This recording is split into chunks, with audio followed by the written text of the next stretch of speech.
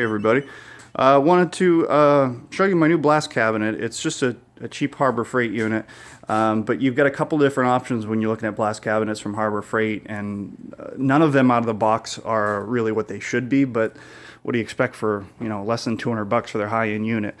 I'll tell you why I didn't buy their high-end unit. It's $189 and it comes with the feet, so it's at the right height, or the right height for most people. But you're paying almost 200 bucks over the slightly smaller benchtop blast cabinet, and what you're getting for that is basically feet. It is really there's no appreciable difference there to offset the cost.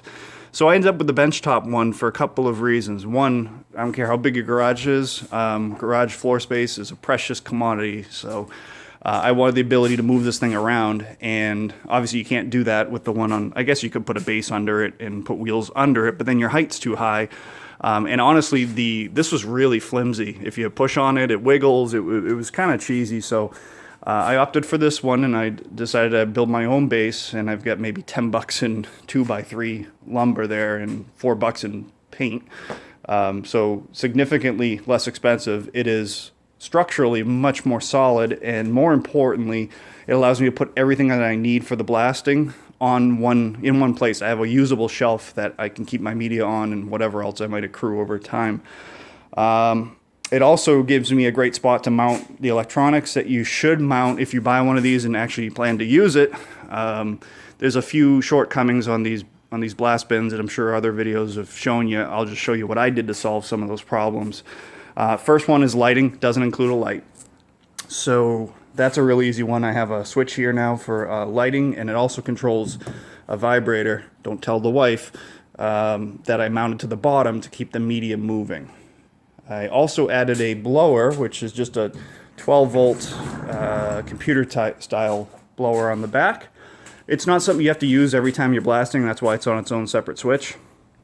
But it's nice if you're blasting off something really dusty and you can't see what you're doing. This will exhaust out, and you can slide a filter into the factory cutout, the exhaust kind of cutout on the inside of this, which is great.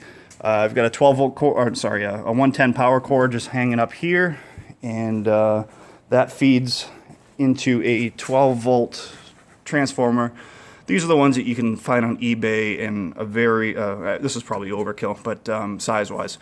It's 12 volts, maybe 110 watts, something like that. You don't even need anything that big. But it supplies 12 volts to the vibration motor, the LED light, and the blower. And I'll show you what I did to make the vibrating motor.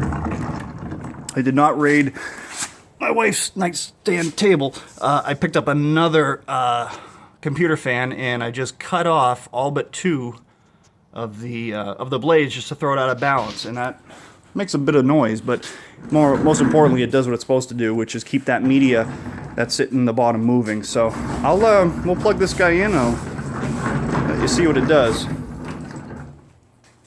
And for the record, I am into this thing for maybe 150 bucks total. Oh damn! I got red paint on my new drill. Lovely. Yeah, so still considerably less than the Harbor Freight model, and way more functional. Let me open this door so you can see. We'll turn on the light switch and the fan, or the vibrator first.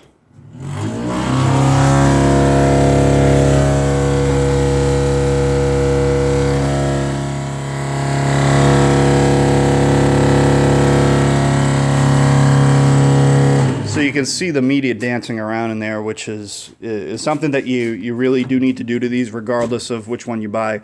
The media, I'm using walnut shells, but it really doesn't matter what it is. It tends to develop a little hole where the suction line is pulling it up from, and eventually, after a minute or 30 seconds, you're not able to suck up any media because it's pulling from the hole, and the stuff doesn't fall in. When you put something on that vibrates it, you're constantly feeding media into the suction line of the hose. That's another piece I'm going to end up replacing. The suction line that it comes with is way too rigid for something you really need to be able to move around.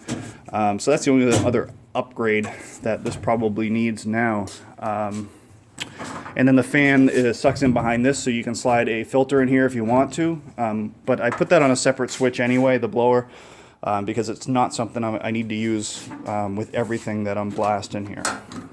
So I think that's about it. So if you buy one of these, again, for with a coupon, you get these for $100. In metal alone, it's not worth building. I would have built it if it was. I've got a welder, but you know, for $100, don't expect that you're just going to bring this thing home, throw it on a bench, and it's just going to be flawless. It obviously it needs a little bit of work, but that's okay, because $150, I've got an all-in-one unit that I can move around and out of the way when I don't need it easily.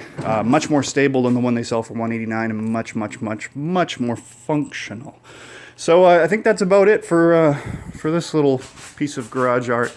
If you have any questions, please don't hesitate to write in the comments section. As always, I will get back to you as soon as I can. If you like the videos or like videos like this, please like, subscribe. I would very much appreciate it. And otherwise, have a great day.